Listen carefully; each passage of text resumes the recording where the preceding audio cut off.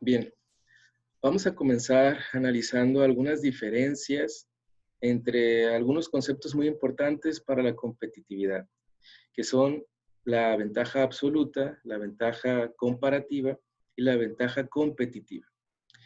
Esto porque en un primer momento se nos pueden presentar como conceptos muy similares, de hecho se escuchan eh, muy parecidos. Entonces, vamos a ver de manera muy sencilla, muy clara, cuáles son las diferencias que existen entre ellos. Primero, vamos a entender que cada uno de estos tres conceptos se generó en diferentes etapas. Primero, la ventaja absoluta. La ventaja absoluta fue propuesta por Adam Smith por allá en 1776 con su libro Un estudio de la naturaleza y las causas de la riqueza de las naciones. Este fue el primer gran análisis, el primer gran estudio moderno de la economía. Aquí, Adam Smith se hace la interrogante, la pregunta de por qué algunas naciones son más ricas que otras. Y lo hace mediante la propuesta del concepto de ventaja absoluta. ¿Qué es la ventaja absoluta? Adam Smith nos propone que los países, para generar mayor riqueza, deben de producir y deben de generar un intercambio comercial con los demás países, con las demás naciones. Y lo debe de hacer únicamente produciendo aquellos productos en los que tenga ventaja. ¿A qué se refería con esto?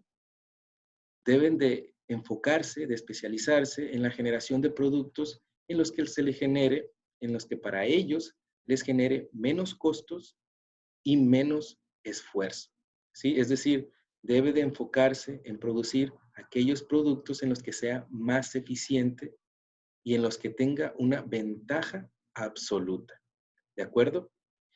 Esta es la primer gran diferencia que existe. El segundo concepto es propuesto por David Ricardo, 50, 60, 70 años después. ¿Por qué? Porque cuando se comenzaba a analizar esta propuesta de manera específica, muy detallada, se comenzaba a entender que únicamente beneficiaba a aquellos países, aquellas naciones más fuertes económicamente, que estaban más desarrolladas económicamente que otras. Es decir, marcaban grandes distancias. ¿Por qué? Porque si un país desarrollado tiene uno, dos, tres o cuatro productos en los que tiene ventaja absoluta, deja en desventaja a aquel país que no la tiene.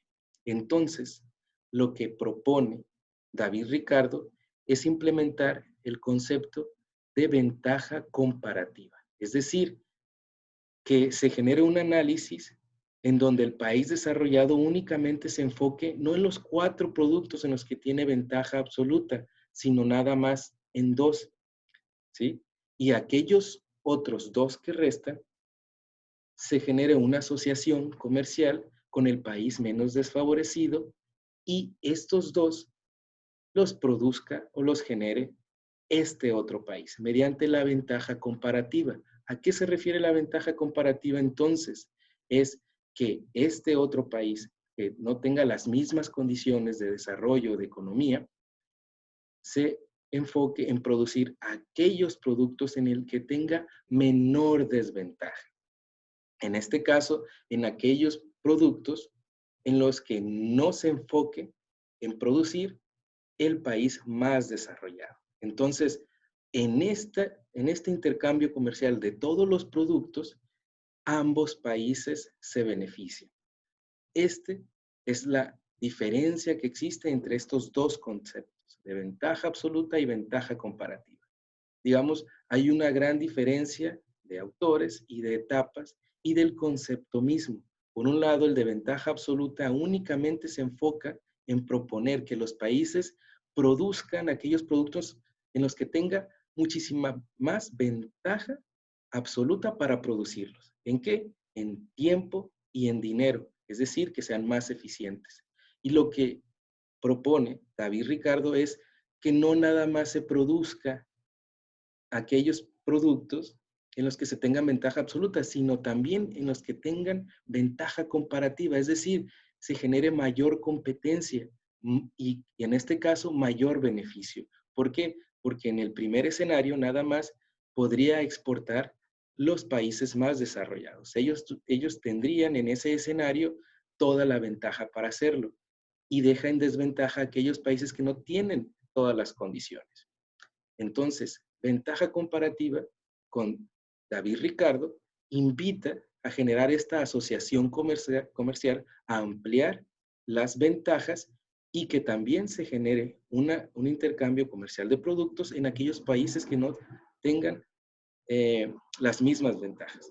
¿De acuerdo? Esa es la principal diferencia. Ahora, el concepto de ventaja competitiva.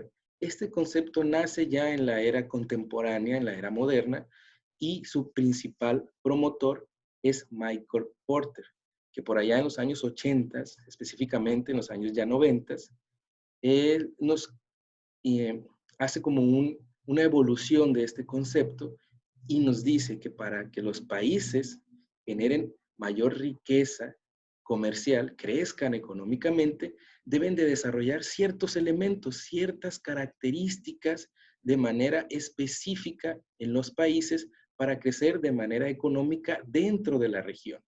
Y lo hace mediante el desarrollo de ciertos elementos que él los denomina pilares o diamantes de la competitividad e invita a los países, a las naciones, a desarrollar su sector, a desarrollarse de manera tecnológica, a innovar y a enfocarse en los elementos específicos de la región para generar, en este caso, una mejor conveniencia en la asociación con los demás países y así ser más competitivos.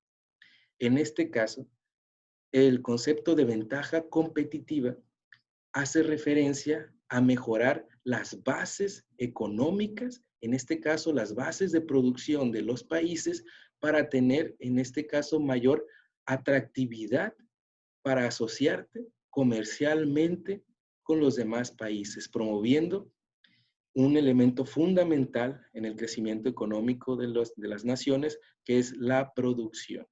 Si tú eres más atractivo para los demás, en este caso, protagonistas de la economía, si tú eres más atractivo, te vas a asociar con ellos y tu producción va a ser muchísimo más económica, más barata, con muchísima más calidad y vas a ser más competitivo. ¿De acuerdo? Esta es la diferencia fundamental entre los tres conceptos que fueron postulados en tres etapas distintas por tres autores diferentes. Espero que haya quedado clara esta diferencia y que haya ayudado para entender estos conceptos en el tema de la competitividad.